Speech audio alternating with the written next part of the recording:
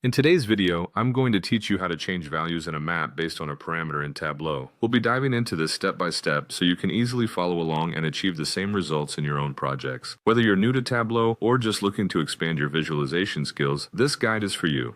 First, let's get started by opening the Tableau public app. Once you have it open, navigate to your worksheet. If you're already working on a workbook, go ahead and select that one. If not, feel free to create a new workbook and get ready to start fresh. Now, head over to the sheet that contains your map. This will be our main workspace for the tutorial, so make sure that it's the active sheet on your dashboard. Once you're in your map sheet, direct your attention to the right side of the screen and locate the drop-down menu on the pane. Click on this menu as we'll be using it throughout this tutorial to customize and manipulate data in Tableau.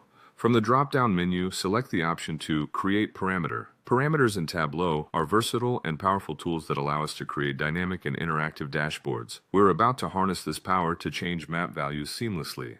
After selecting Create Parameter, you'll be prompted to name it. Go ahead and choose a name that clearly communicates its function, like Value Selector. For the data type, make sure to select String. This is crucial because we'll be allowing users to pick from a list of predefined options such as quantity, profit, and sales. Next, let's configure the list. Click on List and manually add the options quantity, profit, and sales. Once these options are in place, make sure you click on Apply and then OK to save this new parameter to your workbook. Now that your parameter is ready, we need to make it visible. Head back to the drop-down menu and this time choose Show Parameter. By doing this, the parameter will appear on your dashboard, allowing you to interact with it directly. For the next part, go to the Analysis tab on the top menu and then select Create Calculated Field. Calculated fields in Tableau let you create custom fields from your data, which is exactly what we need to make our parameter functional. Name your calculated field appropriately and then type the following query: EF value selector equals quantity, then sum quantity, else if value selector equals profit,